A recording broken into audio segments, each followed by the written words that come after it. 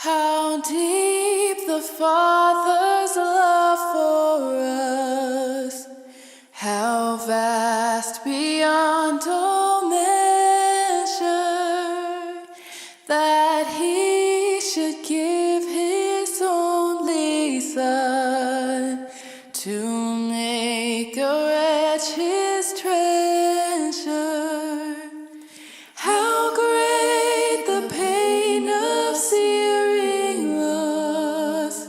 The Father turns His face away, as wounds which mar the chosen one bring many sons to glory.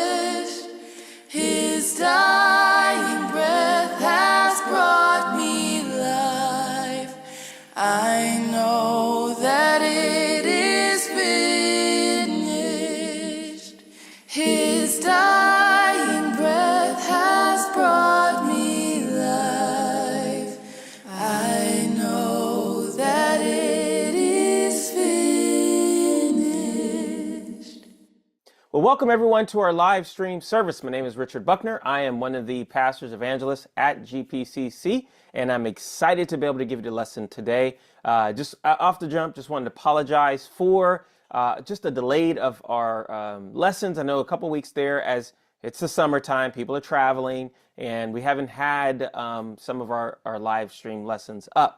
But we're going to catch up, and so we're about a week behind from our schedule in our live services. So if you're joining our live services, we're a chapter ahead and getting ready to hop into Revelations in a couple of weeks. I think today most congregations and regions are going to be talking about 3rd John, but we're going to be talking about 2nd John today. Again, we're going to catch up with those lessons, so just be a week behind. But thanks for joining, and if you're traveling and you're finding this and it's helpful to you, that's great. If you're new, please click on our links in the descriptions below and reach out, and you can contact us and we'll give you a call if you need connection, and hopefully you want connection. We want to connect with you. But we're going to hop into 2nd John. There's a lot of stuff. There's a lot of stuff to go over. If you were in a live setting last week, you may have heard a different version of this. But I'm excited to get into 2nd John. 2nd John is a very small letter, but has a lot to tell. But like most of my lessons, I like to have an opening question, getting us to think about a couple of things. And so my opening question for you today is, if someone you love has to tell you bad news, okay? We've all been there. Something's happened and you're not aware of it. Again, it's not great news. It's bad news, right? But if someone had to tell you bad news, which person would you rather tell you that bad news? Again, this is more of a personality test or assessment. Would you want the straight shooter? Hey, just tell me. Don't sugarcoat it. Tell me how it is. Would you want more of the gentle shepherd? Okay, you're going to tell me this truth, but I need you to say it in a certain way so I can receive it. Because more of how you say it is more important than the message itself. Obviously, it's bad news. You got to hear it. But you're concerned about how it's given, right? Or maybe you're the avoider and you're like, I don't care. I don't want to know about the bad news. Don't tell me about the bad news, right? I think I've been a version of all three at different parts of my life, right? There's more time. I think I generally want people to tell me straight up. I don't want them to sugarcoat it. I don't want to get to a place where people are avoiding and telling me the things that they need to tell me. Just tell me straight up. And my mom is that way. She'll tell it like it is. And that's what I need to hear. And so that's me, but there's days where I'm like, I can't hear bad news. Life is so overwhelming. If you got to say it, please say it with gentle words. Because I feel like, it's like one more straw that breaks and it's all coming down, right? Sometimes emotionally you can be there.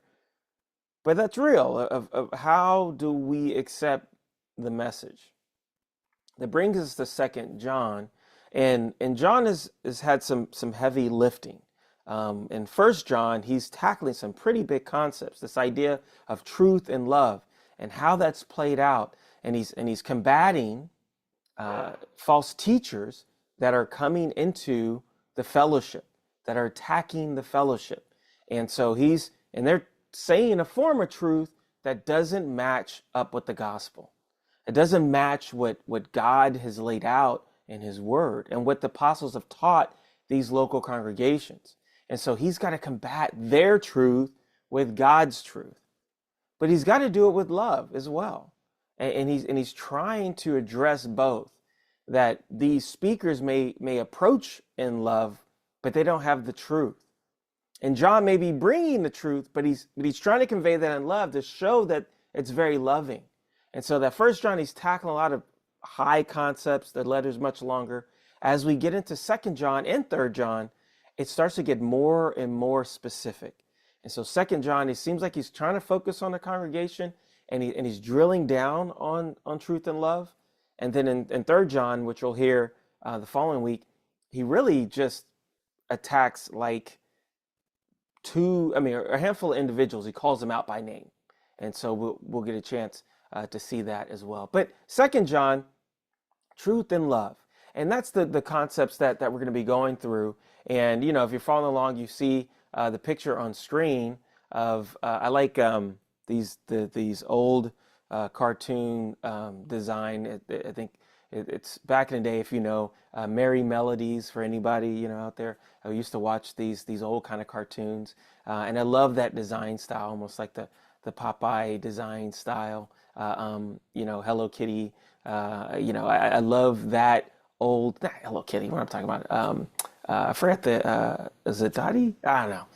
Whatever. I forgot the cartoon. But I love that old 1940s, I believe it is, style of cartoon. So you may see this character who's embodies a letter of Second John, and really this is that opening point is that Second John has to carry a lot of weight.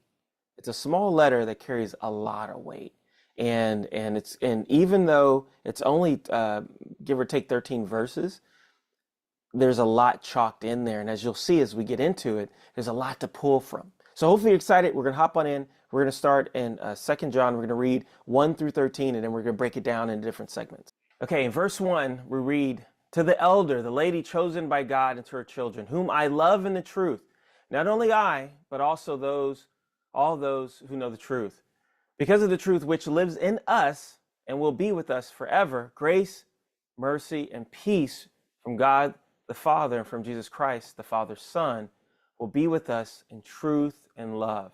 It has given me great joy to find some of your children walking in the truth, just as the Father commanded us.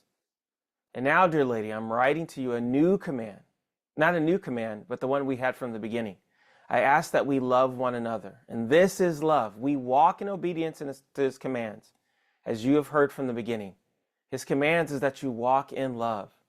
I say this because many deceivers who do not acknowledge Jesus Christ as coming in the flesh have gone out into the world. Any such person is a deceiver and the Antichrist. Watch out that you do not lose what we have worked for, but you may be rewarded fully. Anyone who runs ahead and does not continue in the teaching of Christ does not have God. Whoever continues in teaching has both the Father and the Son.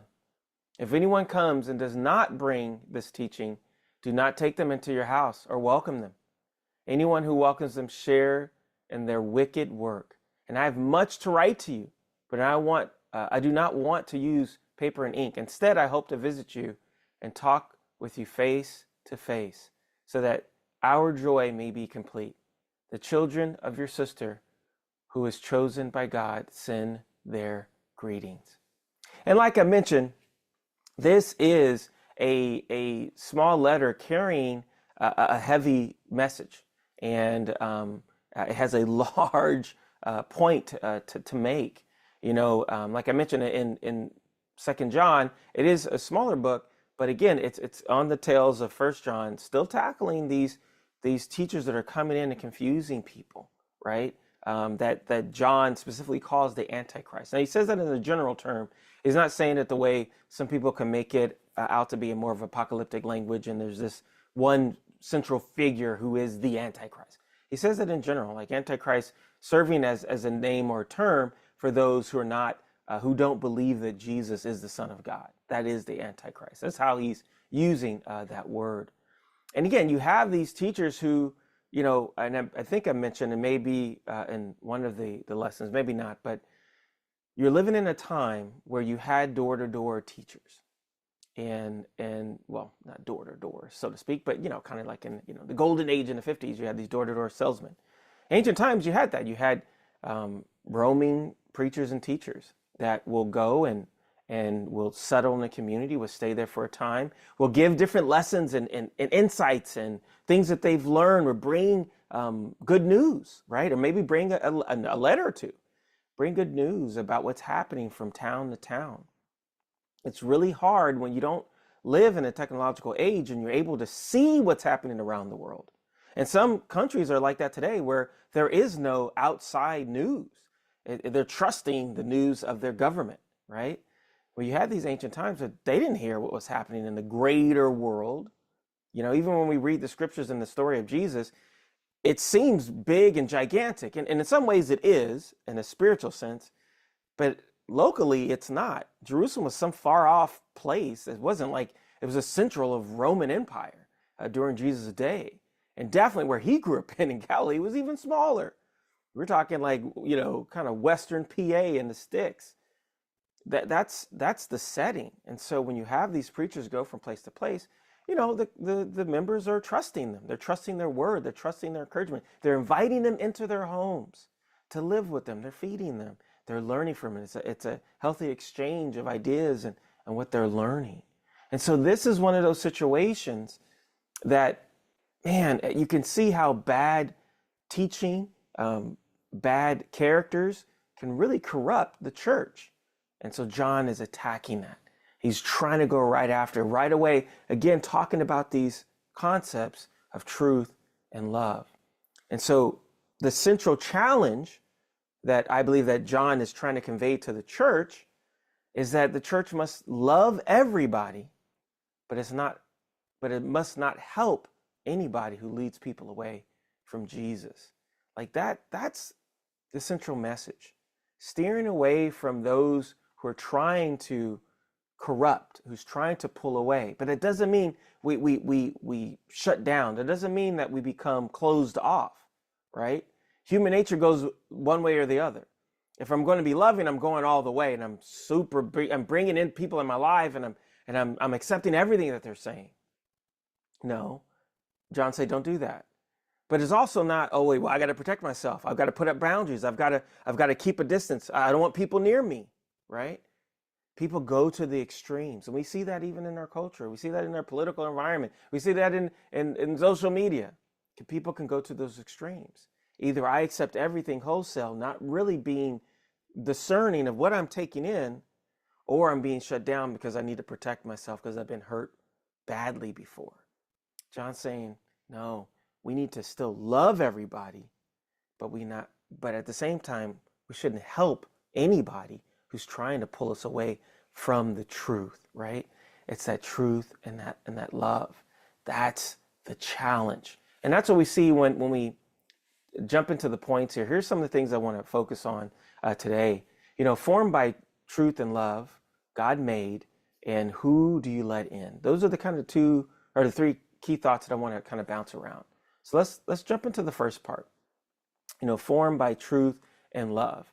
And what we see in verses 4-6 is kind of that key concept that John's talking about. It says, it's given me great joy that some of your children are walking in the truth, just as the Father commanded us.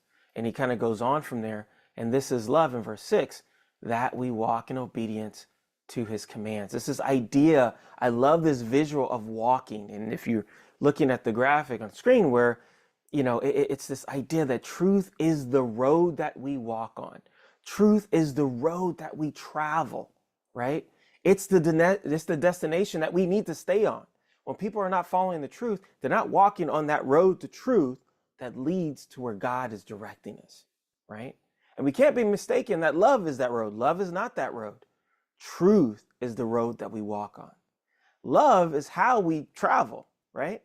Love is how we're carrying the message of God. It's always going to be truth.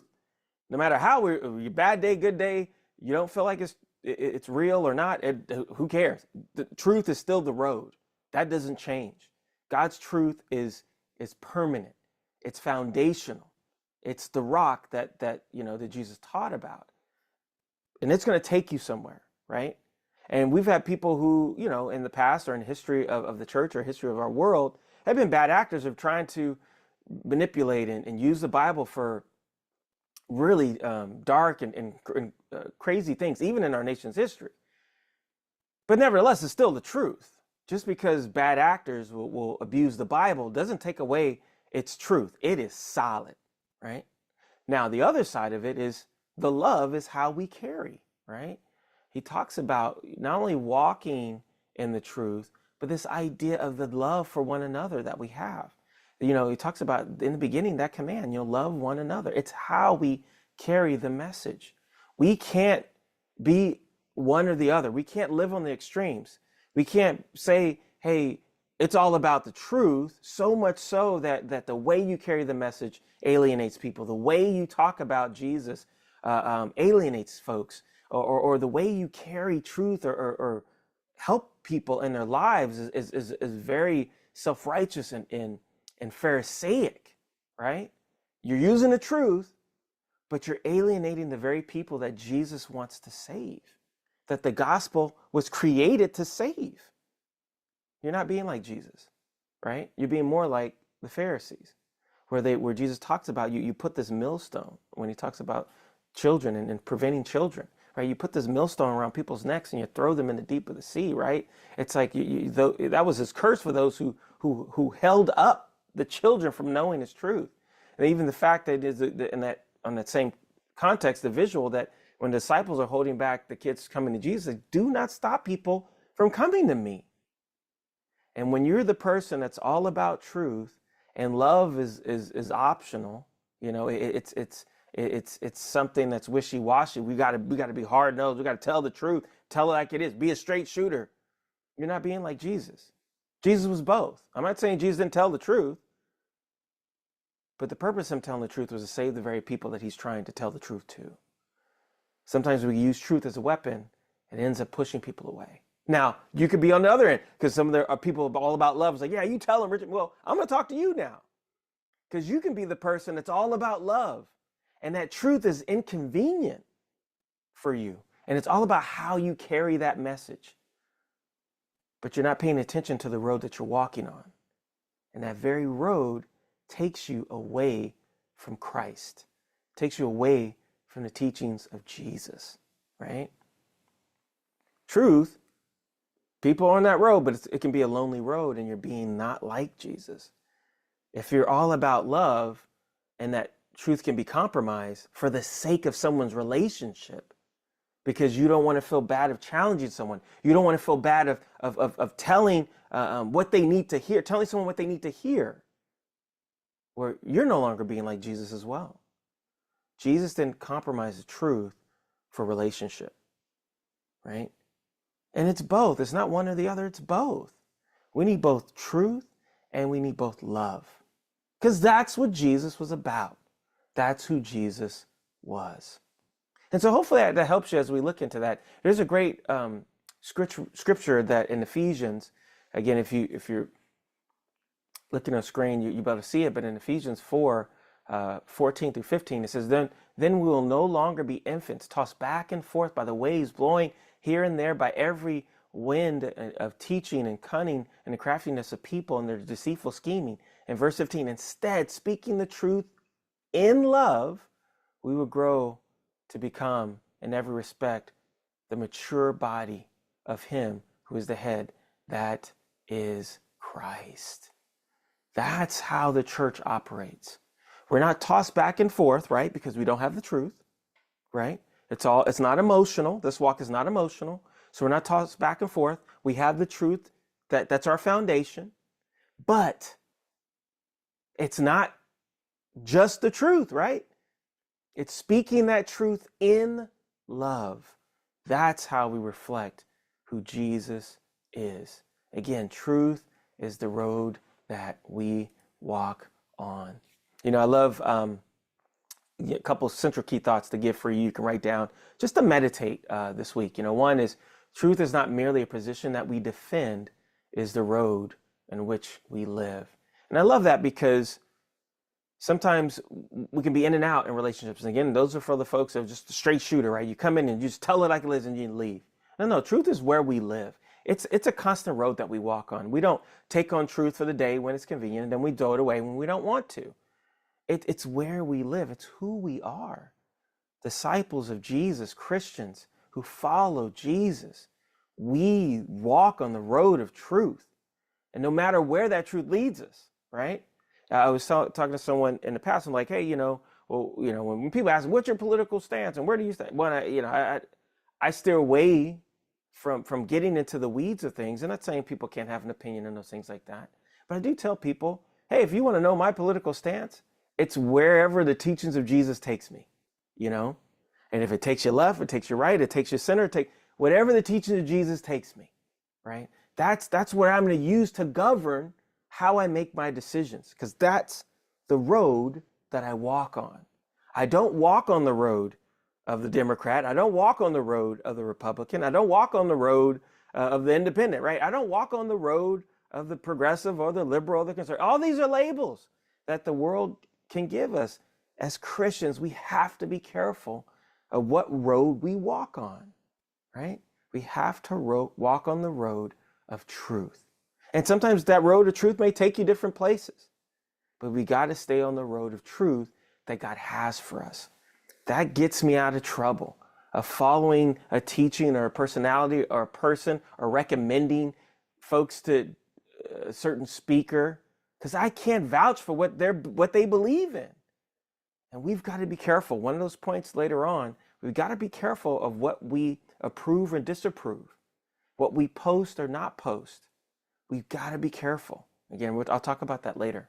But that's point number one in terms of us knowing that truth and love. I want to drop down to, or not drop down, but go to the second point, this idea of God made human.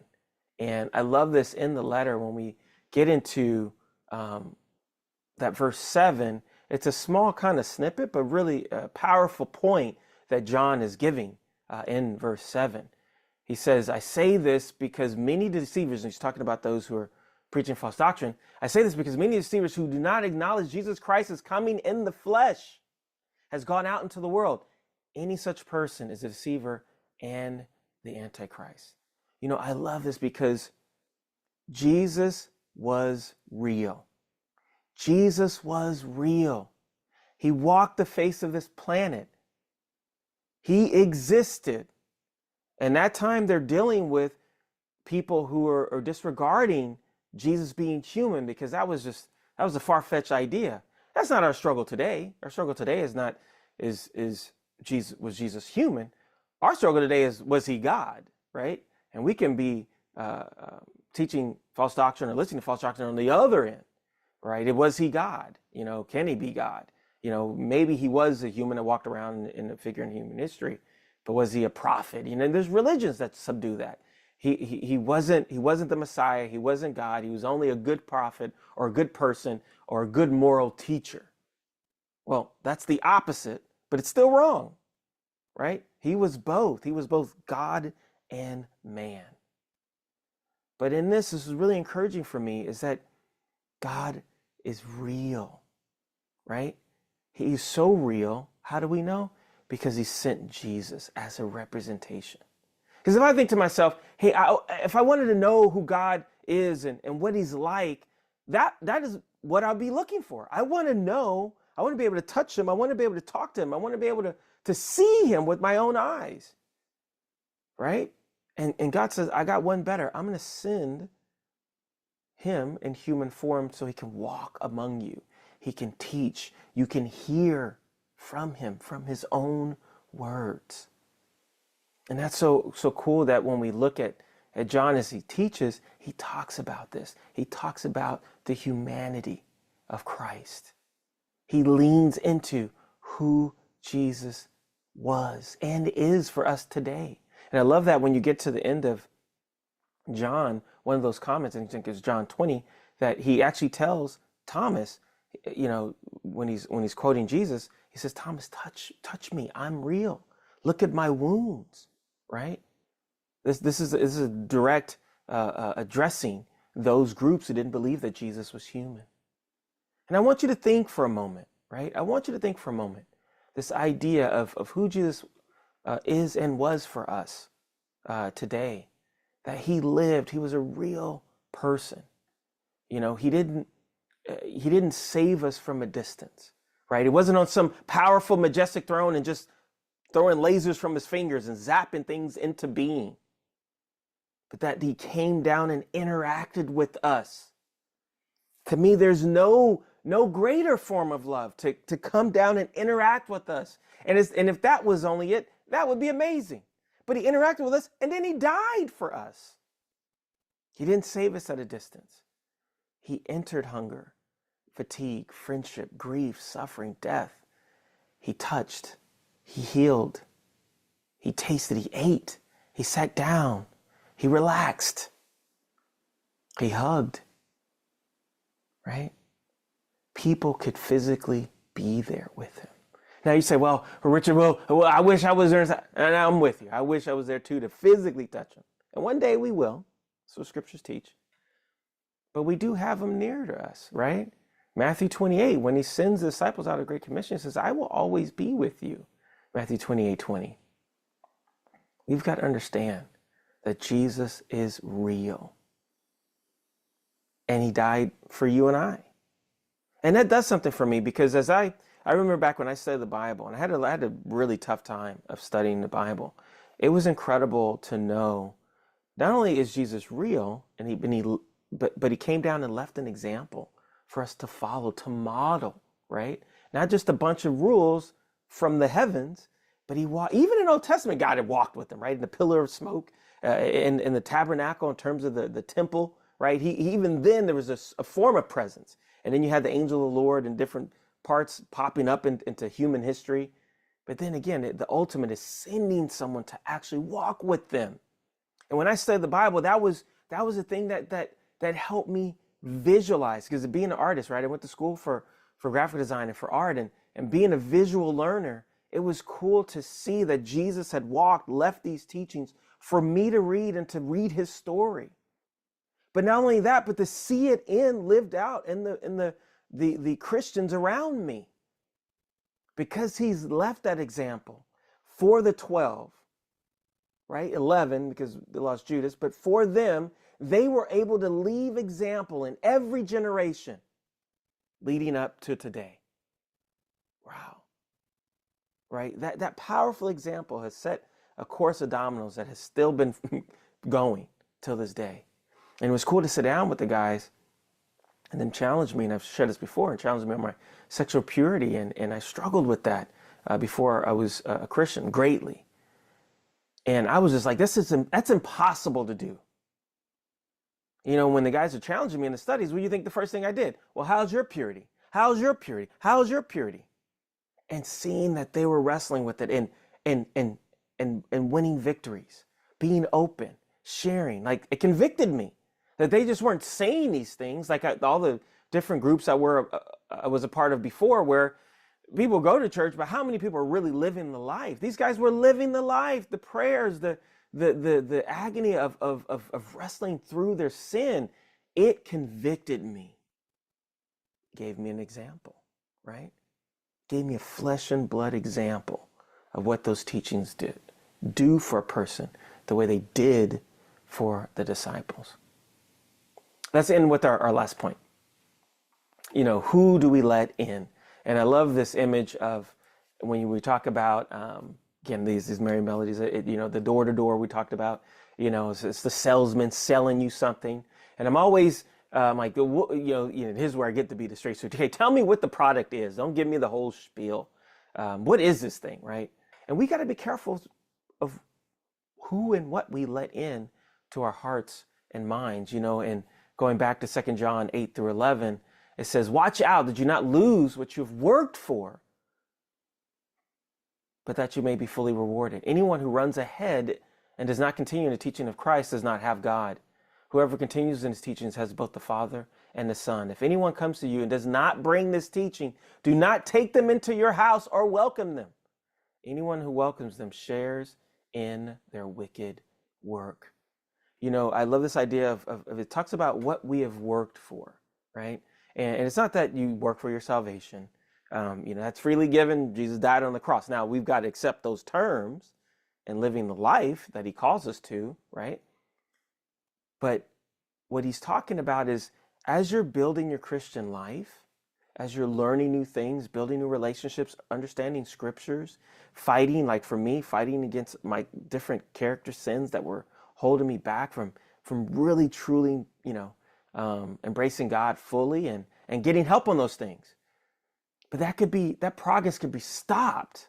That's convicting. That progress could be stopped by who and what I let in, right? I mean, this is what we see in the world, right? You could be working on something, but if you get distracted by what you let in, can destroy what you've worked for, right? Who can come in and mess you up or set you back, or you have to redo or relearn things. That's what John's talking about. You guys have done so well. You've been building. Don't let anyone take you away. And there's tons of scripture that talks about that. Who interrupted your race that you were running, right? Like there's a lot of these instances in throughout, not just the New Testament, but Old Testament as well, of just these false teachers or these bad characters that come in and just throw God's people off course, off that road of truth. We've got to be careful. I love when he says anyone who runs ahead of Christ. Sometimes we can think new and this is, I'm going to be guilty for it, whether it's the podcast or these different personalities that are out. Whoever runs ahead of this teaching is not from God. There is no running ahead of Jesus. He's Jesus, right? And I think learning new things or getting new concepts, we've got to be careful of thinking the new idea and running ahead of what's already been taught. We think it's progressing, but honestly, it's you adopting ideas that's not biblical. And you're running ahead of Jesus. And it's going to get you off the road of truth. I've got to be careful for those things and scrutinize everything that's going through my mind, my ears, my eyes. What am I seeing? What am I hearing? What am I preaching? Is it truth? I've got to be careful of what I take in, because there are the wolves out there that are going to get us into a place to take us away from Jesus. You know, there's another key thought I want you to think about as you meditate this week. We do not prove our maturity by how far we move beyond Christian principles, but how faithful we continue and walking in them. We can be thinking this idea of, I'm learning these new things, but are these new things taking you away from Jesus? The Bible is completed. There's nothing to add to it. In fact, it curses people who add to the message. It has everything we need. That's what 2 Peter 1:3 talks about. He's given us everything we need for life and godliness. We don't need to add to the message. We don't need to add more to it. Now, I'm not saying learning new things and seeing the same things in a different way. I'm talking about adding new things and feel like, man, I need to do more. I need to grab more. That what I'm learning, this needs to be now this. And we're leaving that road of truth. You know, this idea of hospitality versus complicity is very important. You know, what we prove, what we put on our platforms, what we post, what we affirm, right? That's a word of our day, affirming. What we affirm, what we say, we've got to be careful of what we're letting into the church, what we're letting into our hearts and our minds. What you validate, right, could cause someone else to stumble. That's what Romans, the whole book of Romans, you're dealing with different cultures and different personalities. In Romans 14 is that culmination. He's telling you, man, if you're doing what you're doing is causing your brother to sin, that's not loving. And you got to be careful of what you approve can hurt their conscience, right? This is very, very important. You know, we've got to leave a church for the next generation that's going to be walking on the road of truth, not leaving the church of the next generation on a road that leads away from truth.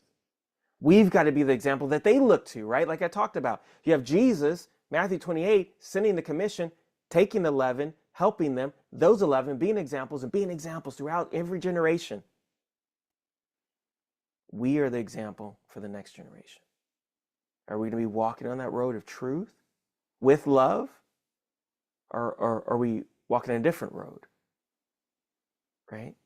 Or walking on the road of truth, but doing it in a way that's alienating the very people we're trying to save. You know, as we end and conclude, I want for us to think, you know, in verse 12, John ends the letter with this idea of, hey, I have so much to tell you, but I don't want to use paper and ink. I can't wait to visit you and see you face to face. And it reminds me of Romans 22:3. Go back and read it. This idea where God is with his people again. And like I said, I wish I was there to see Jesus, but one day I will, because that's what scriptures teach. Revelations 22, I will see God again, face to face. And that's the letter. I know it's a small letter, handful of verses, but packs a punch, man. And I hope for us to learn those things, that love and that truth, and knowing that they go together, knowing that Jesus walked in the flesh. He is real, and and we're glad that he is. And knowing that we've got to be careful of who we let in our homes, our hearts, our temples, our churches. Thank you so much for today, everyone.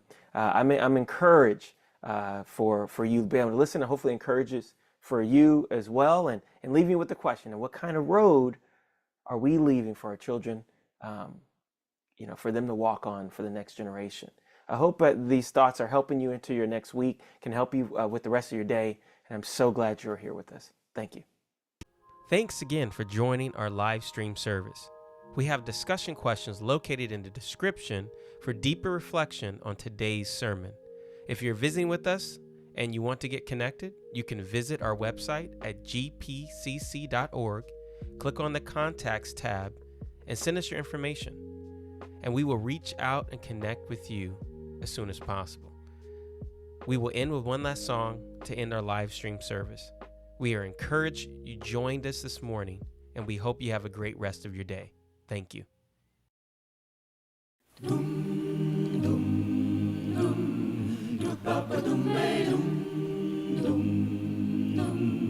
Give thanks to the Lord, for he is good. His love endures forever.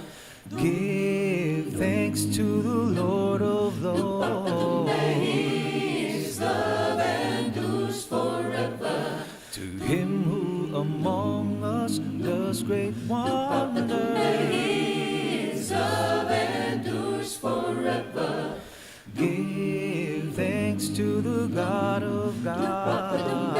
His love endures forever. And I say, give thanks to the Lord, for his love endures forever. sing praises, Sing praise to his name, for his promises are good. oh, give thanks. Give thanks to the Lord, for his love endures forever. Sing praises, Sing praise to his name, his love reigns forevermore. to him who calls us from our sorrow. His love endures forever. Freed us from our enemies. His love endures forever. Who by his wisdom made the heavens. His love endures forever. And spread the earth upon the sea. His love endures forever. So I Give say, thanks to the Lord, for his love endures forever. sing praises, Sing praise to his name, for his promises are good. oh, give Give thanks thanks. to the Lord, for his love endures forever. Sing Sing praise praises to his name, his love reigns forevermore. to him who calls us his disciples. His love endures forever. Who sent his son to die on a tree. His love endures forever. To him who came low to call us higher. His love endures forever. And by his truth has set us free. His love endures forever. Give thanks to the Lord, for his love endures forever. Sing Sing praise praises, to his name, for his promises are good. oh, give Give thanks thanks. to the Lord, for his love endures Sing forever. Sing praise praises, to his name, his love reigns forevermore. his love endures forever. His love